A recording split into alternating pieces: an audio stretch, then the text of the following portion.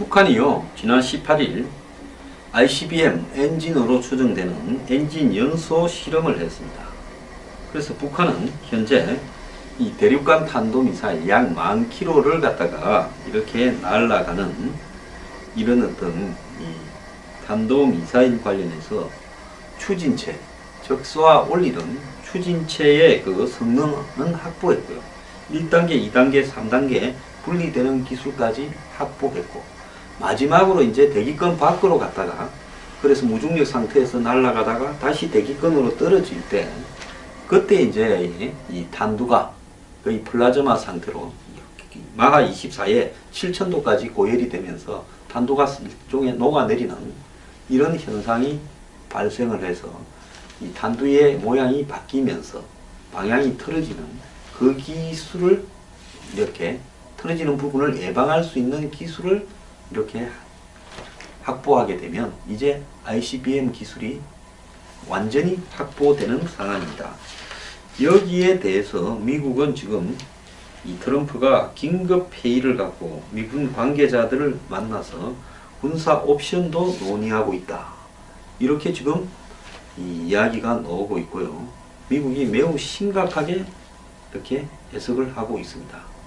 그래서 이번에 실험한 엔진은 이전에는 그 이 ICBM에 4개의 엔진을 달았는데 이번에는 2개만 달아도 날려보낼 수 있을 만큼의 강한 추진력을 가진 고출력 엔진이다, 이렇게 이야기를 하고 있고요. 북한은 자기들 스스로 이렇게 ICBM 1단계 기술을 다 얻었다라고 이야기를 하고 있고, 국방부도 북한의 신형 로켓 엔진이 의미 있는 진전을 하고 있다. 그래서 북한이 멀지 않아서 핵실험과 이제 김정은 들어서 4번째 핵실험과 그리고 ICBM 발사를 동시에 함으로써 미국에 압력을 넣으려고 할 거다라는 이야기까지 지금 나오고 있습니다. 자, 이 상황에서요, 트럼프가 지금 북한에 대한 선제 타격 옵션까지 거론하며 대북 압박을 지금 이어가고 있습니다. 미국 의회에서도 지금 이런 이야기가 곳곳에서 나오는데요. 문제는 지금 이해 당사자인 한국이 완전히 소외되어 가고 있다는 겁니다. 자, 이 사실의 가장 강력한 예는요, 틸러슨 국무장관이 중국을 방문하기 직전에 한국에 와서 이렇게 북한의 이 핵실험에 대한 이 사드 배치 부분에 대해서 중국이 한국을 경제 보복하는 부분을 강하게 비판했는데요. 자, 그런데 정작 중국의 베이징에 가가지고 왕이 외교부장과 틸러슨 국무장관이 기자회견을 할 때는 이 문제를 언급하지 않았습니다. 한국에만 립 서비스를 했다라는 비판이 나올 수밖에 없다고 언론이 이야기를 하는데요. 좀 언론들도 좀 양심이 있었으면 저는 하는 입장입니다. 지금 한국을 위해서 지켜주겠다고 이 말하면 또 빼딱하게 받아들이는 사람이 있습니다. 미국이 필요해서 와 있지. 미국은요, 일본만 있으면 됩니다. 한국 필요 없습니다. 지금 과거처럼 무슨 동서냉전을 하는 시기도 아니고, 한국이 무슨 동서냉전의 동북아 전초기지도 아니고, 한국이 지정학적으로 무슨 미국이 그렇게 욕심을 낼 만큼 중요한 위치도 이젠 아닙니다. 제가 이야기했지 않습니까? 몽고가 미국에 공군기지를 제공했고 관측기지를 제공했다고요. 몽고에서 뜨면 중국하고 러시아 다 봅니다. 뭔 한국이 필요하겠습니까? 그뿐만 아니라 일본 자체가 지금 미국의 전초기지 역할을 다 하고 있습니다. 중국을 견제하는. 그리고 미국에 대해서 조금의 이견도 없이 전폭적인 협조를 해주고 있습니다. 자, 이런 상황에서 한국을 지키기 위해서 미군이 있고 그 미군을 지키기 위해서 사드가 필요하다는데 한국 국민의 한 40%에 가까운 사람이 반대를 하고 한국의 대통령이 될 거라고 유력한 사람들이 그걸 다 반대한다 그러고, 사실상 그리고 한국의 보수의 대통령조차도 그걸 배치 안 하고 이리저리 시간을 끌면서 중국 천안문 막루에 올라갔다가 급해지니까 이제 배치한다 그러고, 이런 한국을 바라보면서 미국이 한국에 대해서 혈맹적인 동지적 파트너십을 보여주기를 기대하는 것이 무리 아니냐는 겁니다. 자, 그리고 이런 이야기도 합니다. 미국 언론 인터뷰에서 틸러슨은 일본을 가장 중요한 동맹국이라고 한 반면에 한국은 중요한 파트너로만 언급했다는데요. 한미 동맹은 아시아 태평양의 린치핀, 즉 차로 말하면 차에 이렇게 바퀴와 구동 시스템 간에 중간에 탁 끼우는, 바퀴 축과 구동 시스템 간에 중간에 탁 끼우는 핵심적인 부품인데, 핵심 축이라는 오바마 정부 때의 인식에서 후퇴한 게 아니냐라는 분석이 뒤따랐습니다. 웃기는 소리 하고 있습니다. 기자들이요, 머리로 좀 글을 쓰십시오. 오바마 때 이전부터, 부시 때 이전부터 한국은 일본에 비해서 아시아의, 동북아시아의 린치핀 역할은 못했습니다. 이미 조지 W. 부시와 노무현 정권이 대립할 때, 또 클린턴과 김대중 정권이 불편할 때부터 한국은 이 미국의 핵심적인 동맹의 이익으로서는 거리가 멀어지기 시작해요. 이제는 그 시간이 20년이 다 되어가고 있다는 걸 우리 스스로가 알아야 되는 겁니다. 틸러슨 장관이 한중일 순방하면서 한국에만 만찬을 하지 않았다 해서 외교 갤레라 하는데요. 아니, 기분 나쁜 사람이 밥 안 먹을 수 있지 밥을 먹고 싶겠습니까? 제가 이야기를 했지 않습니까? 왜 안 먹느냐? 다음 정권을 위해서 안 먹는 게 아니라, 이번 정권은 임시 땜빵 지금 기간에 있는 대행이라서 밥을 안 먹어주는 게 아니라, 물론 밥은 윈뱅스하고 먹는 겁니다. 그래서 다음에 오는 사람하고 밥 먹으려는 게 아니라 미국은 당분간 한국하고 밥 먹을 생각이 없다라는 겁니다. 자, 이런 가운데 미 공화당 소속 하원 정보위원장은 선제 타격 태세를 주문했고요. 트럼프는 김정은이 매우 못되게 굴고 있다면서 군사적 대응 의지를 또 드러냈습니다. 트럼프는 연일 북한과 중국에 대해서 한국 문제와 관련해서 트위터에 글을 올리고 있습니다. 자, 뭐 이런 군사적 압력 부분에 대해서 이 회의적이다라고 이렇게 바라보는 사람들도 많이 있습니다. 그렇지만은 지금 미국이요, 김정은이 이번에 엔진 출력 실험을 하고 난 다음에 그 과학자를 이렇게 이 등에 업어가지고 활짝 웃으면서 격려해주는 모습이 지금 대외적으로 이렇게 나왔는데요.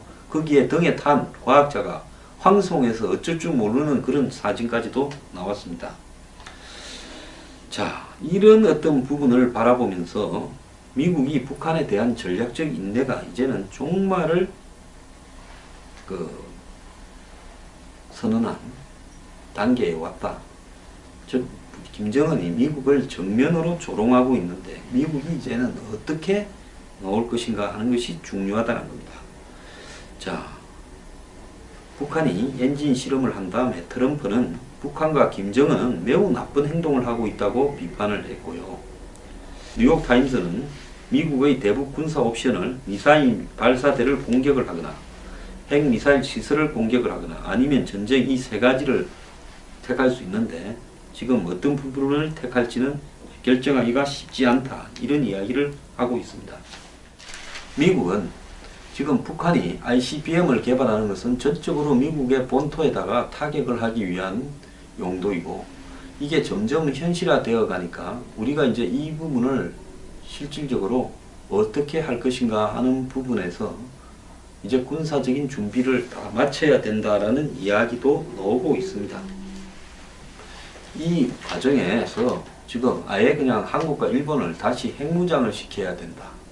그래서 전술핵 재배치를 한국에 해야 된다. 내지는 한국이 핵 개발을 하게 해줘야 된다. 이런 이야기까지도 지금 나오고 있습니다. 자, 그런데 여기서 중요한 것은 이 틸러슨 국무장관이 미국의 핵정책이 바뀔 수도 있다고 인터뷰를 했는데요.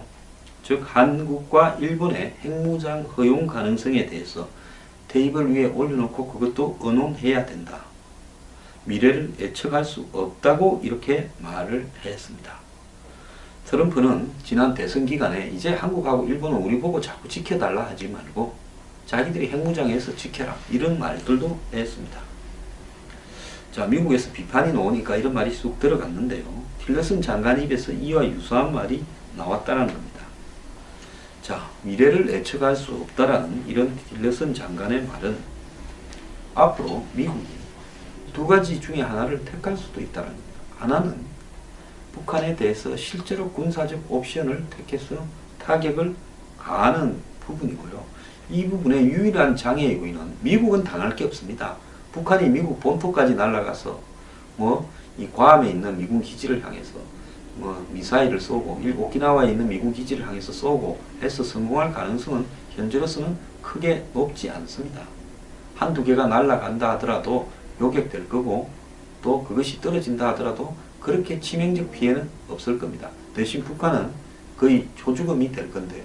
문제는 북한 옆에 있는 한국 때문에 미국이 어떻게 할 것인가를 정하기가 어렵다는 겁니다.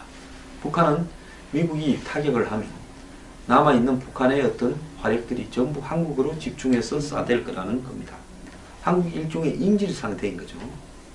자, 이 문제에서 트럼프의 성향이나 현재 미국 정부의 성향을 보면 한국에 대해서는 불신 단계에 돌입해 있고 일본에 대해서는 완전 맹신 단계에 돌입해 있습니다.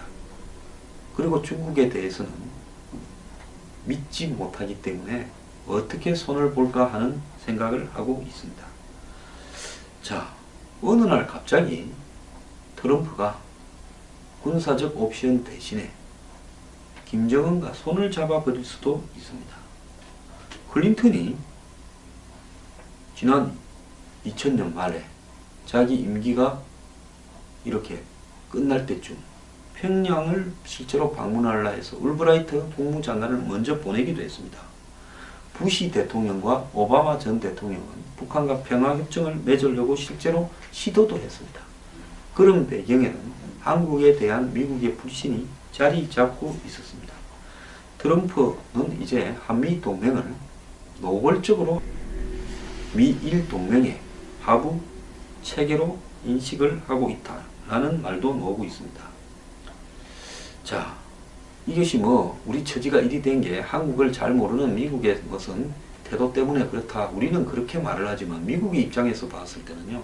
강과 설계까지 다 빼주면서 미국을 위해서 노력하는 아베 정권과 중국하고 사이에 왔다리 갔다리 보수 정권이 들어서도 거짓을 하고 새로 집권할 가능성이 높은 야당 정권은 아예 그냥 사드 전자권 MD부터 미국에 대해서 부정적인 정권입니다. 한일 군사 정보 공유협정까지 폐지하라고 합니다. 그럼 미국은 한국의 5월 9일 이후에 들어설 만약에 야당 정권을 대해서 어떻게 바라보겠습니까? 동맹이라고 보지 않는 거죠. 그러면 여기서 미국이 선택할 방법은 개성공단까지 열겠다 합니다. 아니, 너희들 북한에 다시 돈 주고 금강산 관광까지 하고 사드는 빼라 그러고 그래 간다 그러면 우리는 너네들이 다치든가 말든가 북한에 대해서 타격을 해버리든가 우리야 북한에 이 핵과 미사일 시설을 때려버리면 된다. 핀셋으로. 그 다음에 북한이 한국에 보복하는 것은 너가 알아서 할 문제다. 우리는 미군들이나 미국 국민들만 한국에 있는 국민들만 방어해내면 된다. 그 다음에 두 번째로는 너가 우리를 뒷박을 그렇게 때리면 우리는 북한하고 거래하겠다. 김정은이 지금 거래하자고 저러는 거 아니냐. 이런 식으로 갈 가능성이 매우 많다는 겁니다. 그 전에 미국은 한국을 보고 전술핵이나 전략핵을 재배치를 하겠다. 받을래 하고 한번 물어볼 겁니다. 아마 우리는 새로 탄생한 정권은 안 받겠다 그러겠죠. 지금도 박근혜 정부라도 안 받겠다 할 가능성이 높았다고 봅니다. 그러려면 한반도 비핵화 폐기 선언하고 NPT 탈퇴하고 이렇게 이제 하면서 절차를 같이 가야 안 되겠습니까? 일단 전술핵 재배치하는 부분은 비핵화 선언만 공식적으로 폐기하면 되죠. 자, 이 문제와 관련해 가지고 과연 우리가 그런 사실들을 지금 대선 후보라는 사람들이 한 번쯤이라도 생각을 해봤냐 하는 것이 의문인 겁니다. 지금 앞으로 한반도에서 벌어질 일이 굉장히 우려스러운데요. 큰일 날 일들이 벌어질 것 같습니다. 현 상태로.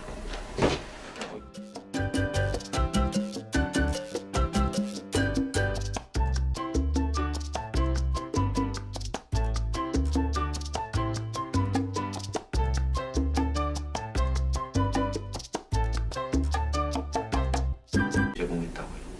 몽고에서 뜨면 중국하고 러시아 다 봅니다. 뭔 한국이 필요하겠습니까?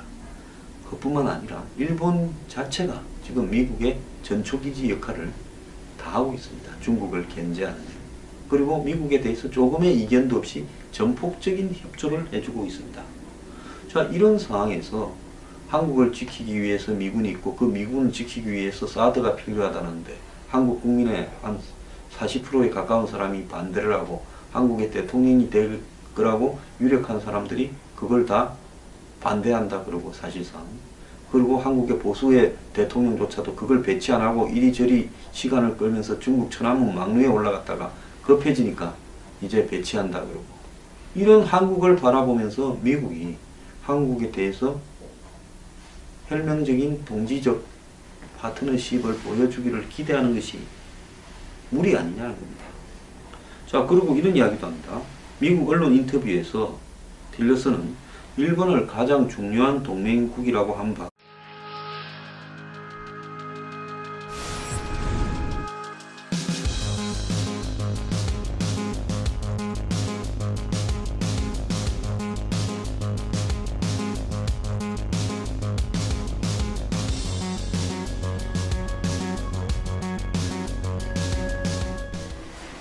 북한이요, 지난 18일 ICBM 엔진으로 추정되는 엔진 연소 실험을 했습니다.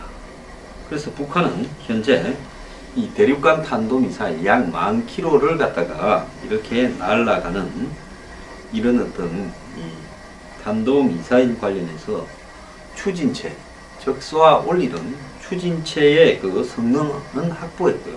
1단계, 2단계, 3단계 분리되는 기술까지 확보했고 마지막으로 이제 대기권 밖으로 갔다가 그래서 무중력 상태에서 날아가다가 다시 대기권으로 떨어질 때 그때 이제 이 탄두가 거의 플라즈마 상태로 마하 24에 7000도까지 고열이 되면서 탄두가 하고 있고 국방부도 북한의 신형 로켓 엔진이 의미 있는 진전을 하고 있다.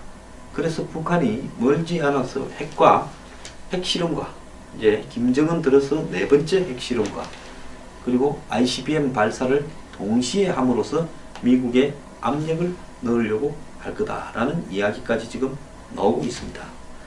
자, 이 상황에서요, 트럼프가 지금 북한에 대한 선제 타격 옵션까지 거론하며 대북 압박을 지금 이어가고 있습니다. 미국 의회에서도 지금 이런 이야기가 곳곳에서 나오는데요. 문제는 지금 이해 당사자인 한국이 완전히 소외되어 가고 있다는 겁니다. 자, 이 사실의 가장 강력한 예는요, 틸러슨 국무장관이 중국을 방문하기 직전에 한국에 와서 이렇게 북한의 이 핵실험에 대한 이 사드 배치 부분에 대해서 중국이 한국을 경제 보복하는 부분을 강하게 비판했는데요. 자, 그런데 정작 중국의 베이징에 가가지고 왕이 외교부장과 틸러슨 국무장관이 기자회견을 할 때는 이 문제를 언급하지 않았습니다. 한국에만 립 서비스를 했다라는 비판이 나올 수밖에 없다고 언론이 이야기를 하는데요. 좀 언론들도 좀 양심이 있었으면 저는 하는 입장입니다. 지금 한국을 위해서 지켜주겠다고 이 말하면 또 빼딱하게 받아들이는 사람이 있습니다. 미국이 필요해서 와있지. 미국은요, 일본만 있으면 됩니다. 한국 필요 없습니다. 지금 과거처럼 무슨 동서냉전을 하는 시기도 아니고 한국이 무슨 동서냉전의 동북아 전초기지도 아니고 한국이 지정학적으로 무슨 미국이 그렇게 욕심을 낼 만큼 중요한 위치도 이젠 아닙니다. 제가 이야기했지 않습니까? 몽고가 미국에 공군 기지를 제공했고 관측 기지를 일종의 녹아내리는 이런 현상이 발생을 해서 이 탄두의 모양이 바뀌면서 방향이 틀어지는 그 기술을 이렇게 틀어지는 부분을 예방할 수 있는 기술을 이렇게 확보하게 되면 이제 ICBM 기술이 완전히 확보되는 상황입니다. 여기에 대해서 미국은 지금 이 트럼프가 긴급 회의를 갖고 미군 관계자들을 만나서 군사 옵션도 논의하고 있다. 이렇게 지금 이 이야기가 나오고 있고요. 미국이 매우 심각하게 이렇게 해석을 하고 있습니다.